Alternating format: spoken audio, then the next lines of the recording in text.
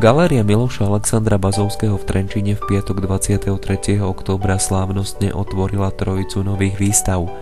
Maliarsku tvorbu predstavuje jubilujúci Trenčan Juraj Krajčo.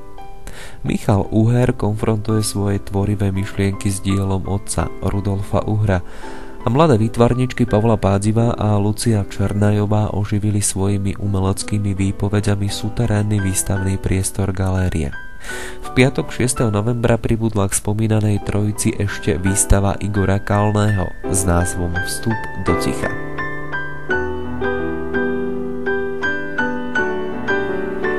Juraj Krajčo sa v galérii Miloša Alexandra Bazovského v Trenčíne individuálne prezentuje svojou maliarskou tvorbou po prvý raz. Vo svojej reštaurátorskej práci odkrýva pod kultúrnymi nánosmi kontúry historických diel, často barokovo rozvášnených a naratívnych. Jeho maliarská tvorba je však obnaženejšia, tvarovo, kompozične i farebne zjednodušenejšia a kompaktnejšia. Ak by som mala bližšie charakterizovať jeho tvorbu, myslím si, že práve názov jedného z vystavených obrazov, hľadanie spoločnej reči, veľmi priliehavo vyjadruje podstatu autorovho maliarského príbehu o človeku a pre človeka. Spoločná výstava Rudolfa a Michala Uhra s názvom Postscriptum, záverečný akord, je treťou zo série, v ktorej syn spolu s otcovým dielom nachádzajú vzájomnú rodinnú súdržnosť a duchovnú a tvorivú spriaznenosť. Návrat do miest detstva a mladosti je završením poznania a pripomenutím si, odkiaľ vzišli tvorivé korene oboch umelcov. Tak, ako otec vedel syna, syn dáva postup otcovi. Návratom do rodného kraja a mesta, ako by plnil túžbu vrátiť sa ku koreňom a položiť si základnú otázku, odkiaľ sme a kam smerujeme. Pavla Pádziva a Lucia Černajová sa v Trenčianskej galérii predstavujú ako reprezentantky najmladšej generácie výtvarných umelcov Trenčianskeho kraja, ktorých tvorba popri maľbe je otvorená aj iným médiám a ich vzájomným presahom, priestorovým inštaláciám, videoinštaláciám a ďalším tvorivým experimentom.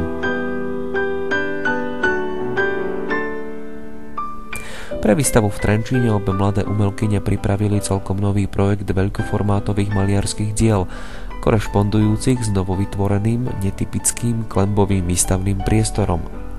Práve jeho sugestívna atmosféra ich inšpirovala k príprave videoprojekcie premietanej počas výstavy. Na výstavu sa pripravovali niekoľko mesiacov a vytvorili diela na mieru šité atmosfére, ktorú tento komorný klembový priestor vyvoláva.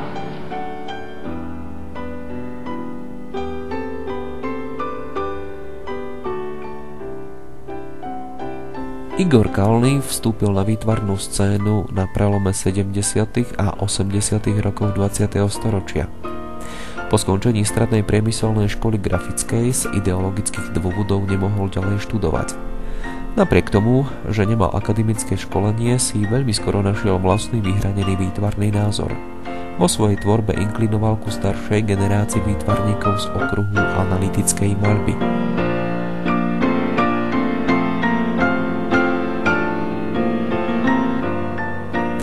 Tvorba Igora Kalného sa po mnohých monografických kolektívnych výstavách doma a v zahraničí v jeho rodnom meste, teda Trenčíne, predstavuje po prvýkrát.